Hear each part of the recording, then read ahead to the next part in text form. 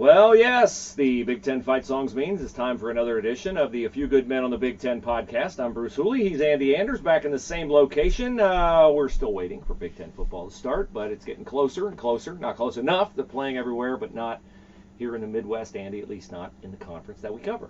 Oh, no. 12 days away, though. I'm very excited for that. I'm happy to be back here with you as well. Not having to do it over Zoom anymore. Quarantine over. I am COVID-free. Excellent. Never really had any symptoms, but officially now COVID-free for the contact trace. Just excited to be talking Big Ten football. I wish we had games to talk about. We will talk about some games, just not Big Ten games. But first, we want to remind you that the A Few Good Men on the Big Ten podcast is sponsored by American Betting Experts, one of the largest licensed sports and casino vendors in the U.S. We've teamed together to provide special gaming offers to all Landry football followers and podcast listeners. You are watching us on the Chris Landry Football Channel on Twitch or hearing us at LandryFootball.com. Go to our website, LandryFootball.com, click on the ad located in the upper right-hand side of the page. Pick among the gaming sites legal in your state, such as BetMGM, DraftKings, FanDuel, PointsBet. Sign up. You'll instantly receive an account deposit match or risk-free bet from $100 to $1,000. It is that easy. Go to LandryFootball.com, click on the ad located in the upper right side of the page. Get in on the action with a special offer from American Betting Experts. I would assume when Ohio State and Nebraska get it underway on October the 24th on Big Noon Kickoff that the Buckeyes will be prohibitive favorites. The interesting point spread, Andy, will be Ohio State at Penn State week 2. That's got to be a hard one to assess for the people who are in the point spread game because we're not going to have much of a sample size about Penn State. We're going to know about Ohio State based on a lot of returnees from last year. Typically, playing at Beaver Stadium would be a factor you'd bring in. Now, without fans, how much do you factor that in, if at all? I don't think you can always factor in home field advantage. Teams, it's hard to travel, play on the road, play in unfamiliar territory, even at a level where you're Ohio State. Obviously, you're going to have all the comforts on the road, but there's just nothing like playing in your home stadium. So it swings. I'd say a field goal. I would still, I guess if I were making odds, I would still list Ohio State as maybe a touchdown favorite in that game, whereas they'd be a 10-point favorite in the shoe.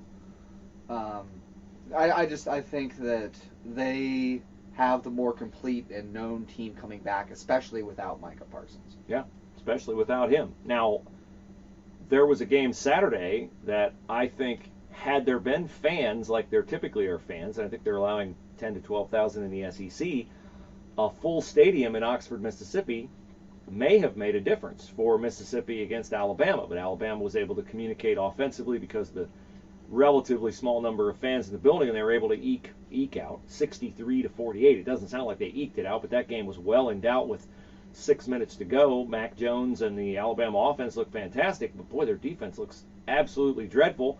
And Saturday, Bama will be on the other side of that coin because they'll be home and they'll be playing Georgia 2 against 3, but Georgia will be able to operate much more easily than they would if fans in Bama were there in full capacity and full throat and, really cheering like you would think at a typical Bama home game. It'll be an intriguing game for both sides. I think you'll find out a lot about the power of the SEC this year. I'm not sold on Georgia. I was far more sold on Alabama before Saturday. Yeah. Honestly, I was not expecting Ole Miss to shred them like that. Alabama's defense got their butts kicked. They sure did. So Georgia's offense, I always thought, needed to face a real defense before I could buy in to what they're doing this year. And I haven't really seen that yet from them. But who's to say Alabama's that defense now? I thought they would be. I thought this would be when you could figure out, is Georgia for real or not. And they lost one of their best DBs, even though their DBs didn't look very good. He is a starter. I'm sorry, I don't know the young man's name, but they lost one of their best DBs on a late targeting call in the last couple minutes, so he'll be out for the first half against Georgia. And what struck me as I watched Georgia Saturday was, boy, they're a really nice team. They'd be a really elite team if they had Justin Fields at quarterback. Absolutely. Justin Fields can take any team from great to elite. Yeah. So here's a question. I also watched Trevor Lawrence of Clemson on Saturday, and he looks fantastic. Last year he started out slow, threw a lot of interceptions. He's not doing that this year. He really looks good. Now, they don't have Justin Ross, but they've found some other receivers who are pretty good, and they're working in their five-star quarterback, Ugalele, I think is how you say his last name. He's phenomenal from St. John Bosco Prep in California. But the guy who really stuck out to me Saturday besides Trevor Lawrence was Travis Etienne. Yes. Etienne just looks like, I mean, he was a great back last season. All Ohio State fans remember him shredding the secondary with those screen passes and a swing pass for a touchdown in the second quarter that I still do not know how he got in the end zone on that because he was hemmed in. It was a great play by Etienne. He is truly an elite running back for Clemson and adds another dimension that's really going to be difficult for teams to defend them down the road, whether it's Notre Dame, North Carolina, Ohio State, whoever it is. Goodness, how do you stop that offense consistently? You got Lawrence can throw it anywhere on the field, obviously. Full NFL arm talent and decision making. And then he can run a little bit, too. A lot of people don't respect his running game as much as they should. And he burnt Ohio State a couple times in that game last year with his legs. And then you got Etienne going off of that. And we've seen it in Ohio State's offense here, right? A mobile quarterback opens up the running game even more. Just the threat of it, really, because Justin Fields didn't run a whole lot last year, but the defense had to respect it. It kept more guys committed to him on certain plays, and then it would open up throws or would open up lanes for J.K. Dobbins. So the fact that Lawrence is mobile adds another dimension to Etienne's game. Clemson's offense is so well-rounded, and they've got a pretty good offensive line this year, too. I wouldn't say as good as Ohio State's. I think Ohio State's is just one of the best offensive lines I've ever seen coming into this season. But Clemson has just an incredible group on offense and on defense. Their defense was lights out against Miami. I don't see anyone beating them until the playoff, if that's Ohio State or a team from the SEC. You bring up a lot of good points about Clemson. You know, first of all, it's really odd to me that they can win a game 42-17. And if you told me that was the score before the game started, I would have thought, okay, Miami's overranked. They're not as good as we thought they were. I actually watched Miami and was still very impressed with Miami's quality of athletes, which tells me how good Clemson is, that they beat a team that good. Now, they're going to face two more, right now, top 10 teams, North Carolina and Notre Dame. I've not seen North Carolina, but I think Miami is every bit the equal of Notre Dame, maybe a little bit better. Yes, I totally agree with you there. They have a legit group of pass rushers up front, Miami does. Derek King is the real deal at quarterback, at least for the college level, I think. Miami was a legit team. Yeah. That's a win that was very impressive to handle a team like that when Miami looked pretty good still, like you said, in a 42-17 loss somehow. And they're on the right track, but this Clemson team is pretty special, and it's going to take a special group from somewhere else to beat them. Notre Dame kind of didn't look as dominant this week as you'd like against Florida State, which is a program that's still really struggling, hasn't been the same since back in the Jameis Winston days. But I really don't think there's anyone in the ACC that can challenge Clemson this year, even with the addition of Notre Dame.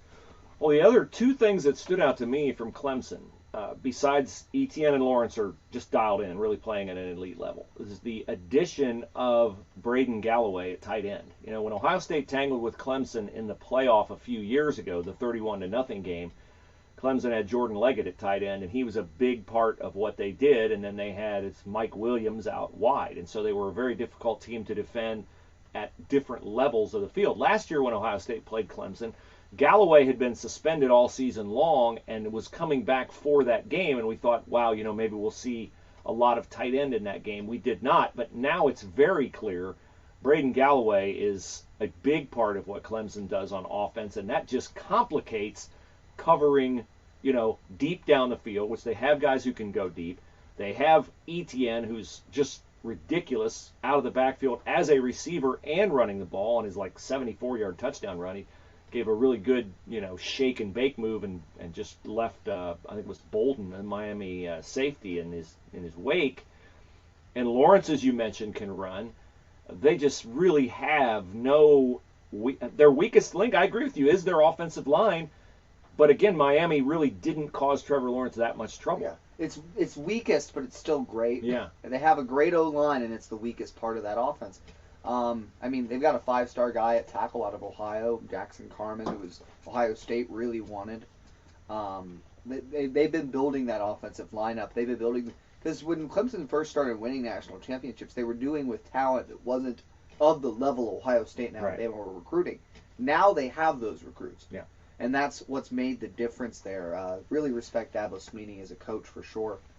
And I think, as far as the tight ends go, I will say this, though. If we're talking specifically Big Ten teams, I think that facet of the game is something Ohio State or Penn State could handle well, because both of them have deep athletic linebacker cores.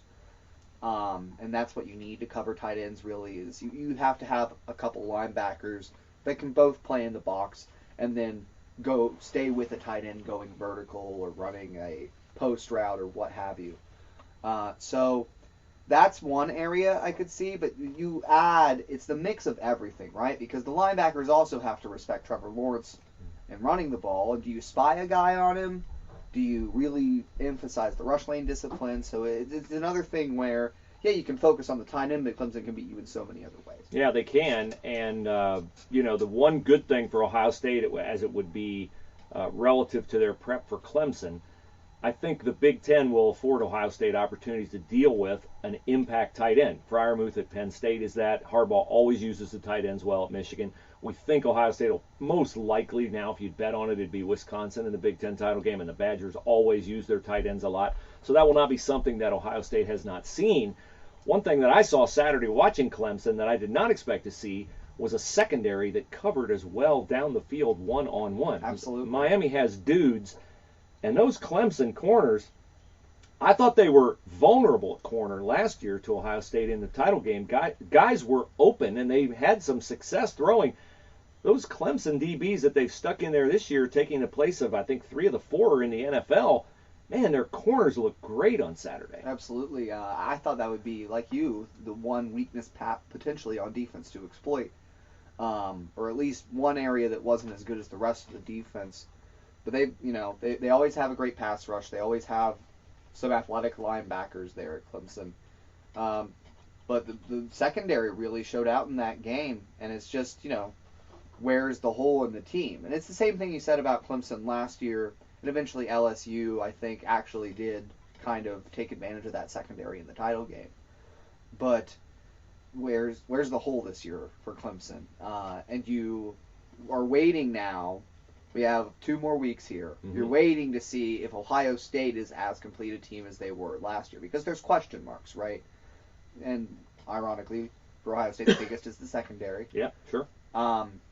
So if you're comparing now apples to apples, because these 2 teams are getting compared as like 2 of the top teams in the country now, especially with how Alabama's defense looked this past week, you need to see complete performances from Ohio State like they were doing last season. Yeah. So yeah, that's what I'll be watching for from them. Now, I just mentioned Dabo Swinney as a head coach a little bit ago. A lot of respect for him, obviously, and what he's built there. One guy who we thought would have built something. Well, he had the seal of approval from all Ohio State fans. Yes, absolutely. One guy we thought might have built something by now is Tom Herman down at Texas. Ooh. Bruce, what is your opinion of the current state of Texas football? Well, I don't think you can absolve him. They've lost now 7 times to unranked teams. And I just try to put that into context. If Jim Harbaugh is under fire from people, not so much at Michigan, but outside Michigan, and justifiably so. You can't go, 0-5 against Ohio State. You can't fail to win a Big Ten title or be a fact. You can't get beat as bad as he gets beat. But when he gets beat by ranked teams. I just can't fathom a James Franklin, a Jim Harbaugh, heaven forbid, a Ryan Day losing to an unranked team 7 times. Now, Urban Meyer took criticism when he'd have their hiccup against Iowa, against Purdue when those teams were undefeated. But it wasn't a regular occurrence multiple times a season like Tom Herman. He's got all the talent in the state of Texas he could possibly want. When he was Ohio State's offensive coordinator in 2014 and they won the national title, sure, he got a lot of credit for that, as he should have. They're playing with Cardale Jones, who started at season 3 on the depth chart. But I used to get calls from people on my sports talk show in Cleveland when Ohio State struggled the next year with Tim Beck and Ed Warner as offensive coordinator, and they'd say, "Oh, it's Tom Herman, it's Tom Herman." And I pushed back against that. I said, "Look, don't overlook it. It's Urban's the genius. He's the guy with all the rings." Now Tom Herman, after his really phenomenal first year at Houston, you got to wonder what's missing. That's my question: is what is missing that he's just not moving Texas up? What are we in year 4? Yes, absolutely. I think it's assistant coaches. I think that's the biggest hole for them. This is a side thing from that. I actually got a text from a friend, in a group chat the other day saying that his Houston team would beat any of his Texas teams, and I was like, you know what, that might actually be true. Might be true. And to think 4 years in we'd be saying that, it's crazy. But he just hasn't found. You need good assistant coaches, right? What was Urban's biggest weakness at the end of his tenure at Ohio State? He had a few weaknesses at linebacker coach and defensive coordinator. Right. You start hiring guys who are friends that are friends and not necessarily the best man for the job.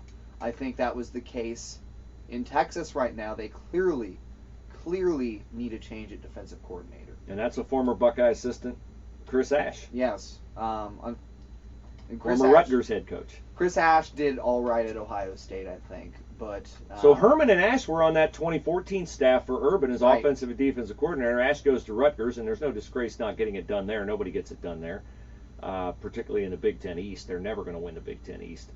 But, then when you take Tim Beck, and then they replace Tim Beck, and now they have another former Ohio State assistant in Mike Yursich. Offense is not the problem at Texas. I mean, they're scoring, but they just can't stop anybody. Absolutely. And it's been a problem all 4 years Tom Herman's been there. And there's been years the offense has been a little bit of an issue for them, too. They couldn't score. They had a chance to beat Oklahoma in the Big 12 title game, I think. I forget if it was 2018 or 19, and it just felt like they couldn't score. But, yeah, that's the main issue for me right now with Texas, is that he hasn't gone out and hired the best assistants, the assistants he needs to take Texas to the next level. And you've got to win the games you're supposed to win, like Correct. You were saying. If you can't beat these unranked teams consistently, it's all right to get upset every once in a while. Lots of great coaches get upset, right? We've seen Saban fall a couple times in the regular season. We've seen Urban, obviously, the Iowa and Purdue games. But it can't happen multiple times a year in and year out. And that's what's happening in Texas right now, is they're losing a lot of games they shouldn't. And that's what's the big concern. And he's 4 years in. I don't give him a pass for the COVID stuff, because 4 years in, you should have the program standards and the culture in place to overcome circumstances like COVID-19. And the start, frankly, should be unacceptable to a lot of Texas fans and boosters there. Well, they have 2 losses. They could easily have 3. They had a fire drill to come back and beat Texas Tech. It's just not at all what they signed up for. He has all the resources in the world. He's got his own network. He's got in-state talent, facilities, every box you need to check to win. He's got it. He's got a league that's very friendly. He's got one team to beat, Oklahoma. Couldn't do that when Oklahoma was down. And then TCU has been a thorn in their side, and TCU may get one kid a year that Texas wants, but they don't. Texas picks. I remember Mac Brown was there. He just picks guys. He doesn't really recruit them. He just selects them. So Herman has been a major disappointment at Texas so far. You're listening and watching the A Few Good Men on the Big Ten podcast, watching it on the Chris Landry Football Channel on Twitch, which we appreciate very, very much. You can catch it on your device by going to LandryFootball.com. And we want to remind you that you should not forget to take advantage of our special gaming offers from American betting experts. Go to LandryFootball.com, click on the ad in the upper right-hand side of the page. Pick the gaming site that's legal in your state. FanDuel may be one of them. DraftKings may be one of them. BetMGM, PointsBet, whatever it is, make sure it's one that's legal in your state. Sign up. You'll instantly receive an account deposit match or risk-free bet from $100 to $1,000. It's that easy. We want to thank our sponsor, American Betting Experts. Andy, we talk a lot on our podcast about Ohio State and Clemson as if it's a foregone conclusion. We know there's a season to play. There's 8 games. We don't know what's going to happen. But I really would take for the national championship at this point in time. Nothing I have seen so far has moved me off my spot, which is I'd take Ohio State Clemson against the field in terms of any other team worming its way into, winning its way into the national title game. I just think that strongly that we are headed, much like back in the day, we were almost always headed for a Cavaliers-Warriors NBA Finals series for 4 straight years, or way back in the day, it always seemed to be Yankees, Dodgers in the World Series. I think we're headed for Ohio State Clemson. To me, it'll be a surprise to me if anybody else makes it into the title game. Yeah, no, especially, again, with how Alabama looked this past weekend and the holes they have on defense. I was thinking that could be the one team because they've always got, Saban has still won, I think, like all but one of the recruiting titles the past 6-7 years. Mm-hmm. So they have the talent in place, and you would think that, he's definitely shown the ability to develop and the scheme around said talent. But, this year they have some weaknesses, and Ohio State and Clemson just look like more complete teams at this point, even though Ohio State is yet to play. We definitely know that about Clemson, but I totally agree with you. I'd pick Ohio State and Clemson against the field. Would be shocked if one of those two teams didn't end up making, they could meet in the first round of the playoffs through some circumstance. Yeah, maybe Clemson gets knocked off by, at Notre Dame or North Carolina. They struggled with North Carolina a year ago. I think this might be the year the ACC might get 2 in the playoff. Yeah, the way the Big 12's looked, will the Pac-12 even really be a factor with only 7 games? And you'll have to see how the top teams of the Pac-12 play out.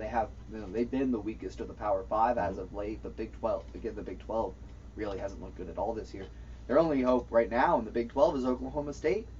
Oklahoma State's the only team really standing over there with a chance of a playoff berth, and they're going to have to run through Oklahoma and Texas and the other teams because obviously Oklahoma and Texas aren't getting in with 2 losses. So, the Big Ten could also vie for 2 teams, and the SEC is always in that running. But if it's going to happen for the ACC, it would be this year. Yeah, I could see maybe if Penn State, Ohio State's a knockdown, drag-out, close result. Whoever survives that goes to the title game. The other team continues to win impressively.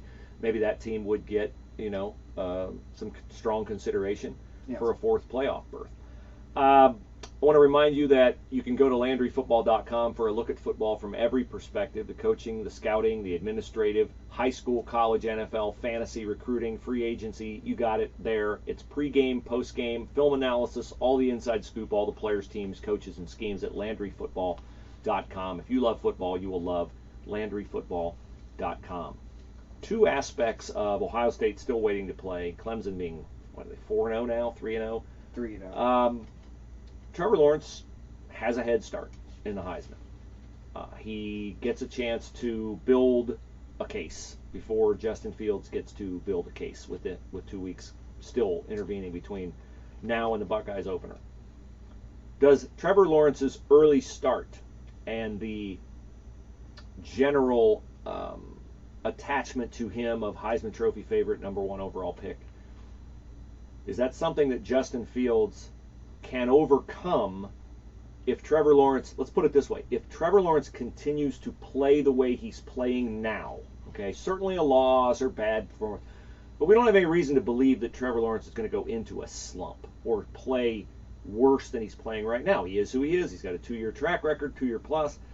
If Trevor Lawrence continues to play like he's playing now, I don't see Ohio State overtaking Clemson for number 1. Do you think Justin Fields could overtake Trevor Lawrence for Heisman?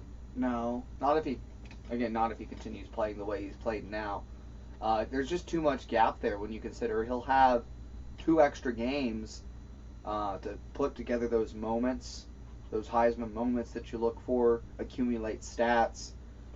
He's making a great early impression with the voters, and we all know how how early people can make up their minds in these things. Not that, the phrase September Heisman is a thing for a reason, but I think just with the extra games that he gets, it would take something phenomenal from Justin Fields this year. Something that just totally, a Dwayne Haskins type passing season with rushing numbers that are, also very good to, I think, knock off Trevor Lawrence in that race. It would really take something special from Justin Fields in this season to overtake Trevor Lawrence at this point, I think. I also feel like the schedule works against Justin Fields in that Ohio State's going to play Nebraska, Penn State, and then it's like sleepy time theater with Yes. I don't know the order, but it's like Illinois, Rutgers, Maryland, Indiana. Basically, we're just marking time until the final game of the regular season against Michigan. And I'm certainly not saying Michigan's any threat. It's just that's the only game left that has any real, wow, I can't wait to watch that one. Right. Lawrence is going to have a game at Notre Dame in late October.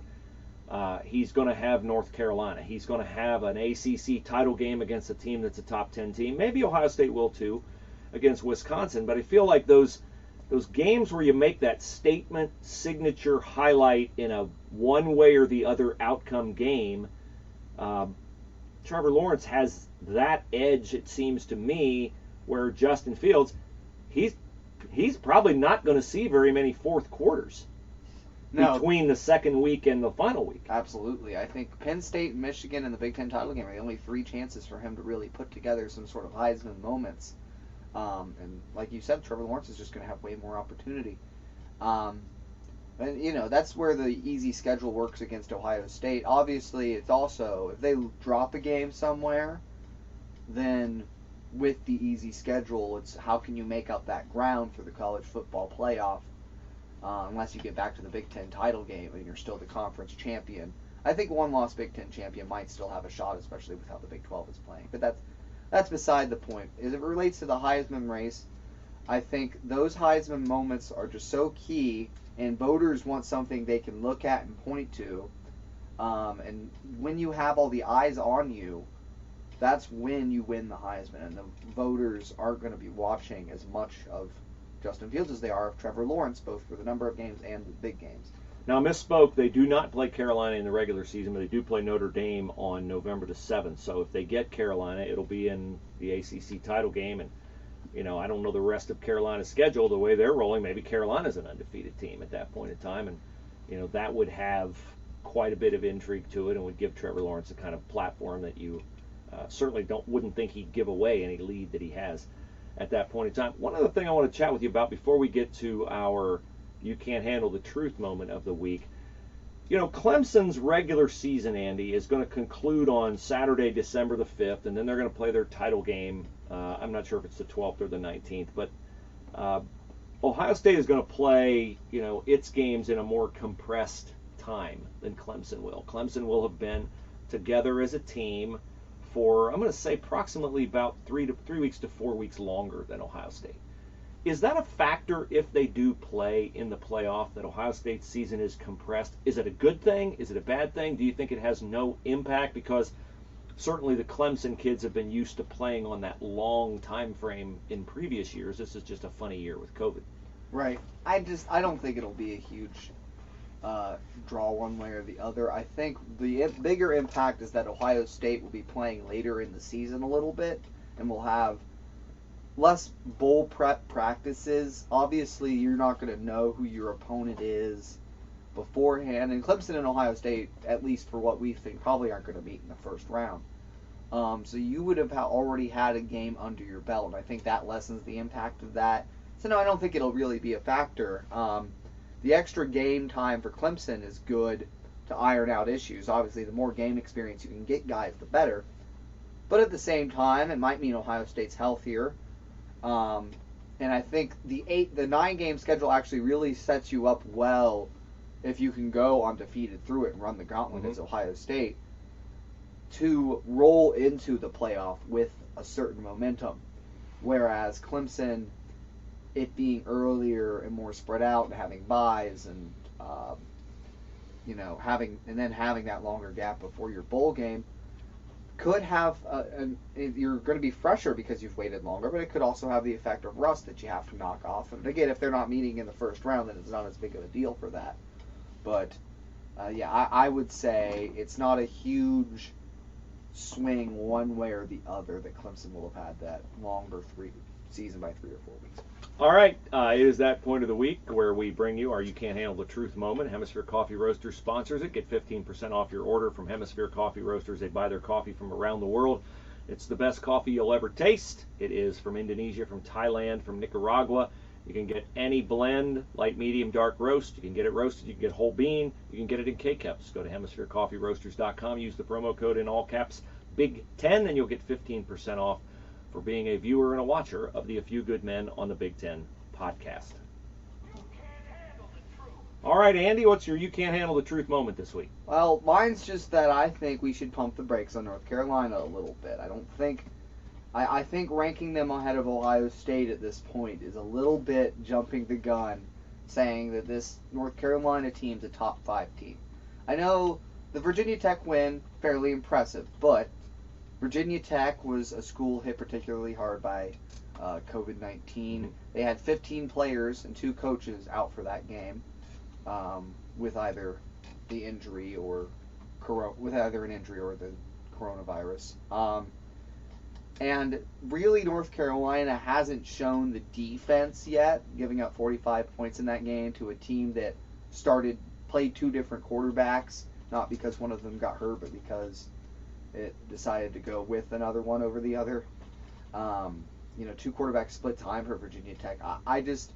North Carolina hasn't shown enough yet that I think you should be putting them in the top 5 ahead of Ohio State when Ohio State returns what they return. I would like to just wait until they play another really good team, which they don't for a while. If they stay rolling, then maybe. I understand the whole thing of Ohio State hasn't played anyone yet. North Carolina has kind of earned a higher ranking, and I agree that they're a top 10 team, but top 5 at this point, with the likes of Clemson, Alabama, Georgia, and Notre Dame, those are the other 4 ranked ahead of them. I don't see it for the Mac Brown-led Tar Heels. But yeah, that's just my thoughts on the matter. A little small truth today. Very good. That is Andy's You Can't Handle the Truth. I'm astounded, and this is not a knock on Ohio State. It's a knock on Big Ten protocols. Ohio State has one of the biggest press boxes in the country, and the conference or the state of Ohio or somebody is, in my estimation, restricting the number of reporters who can cover football this year to, did they say 30? It's 30.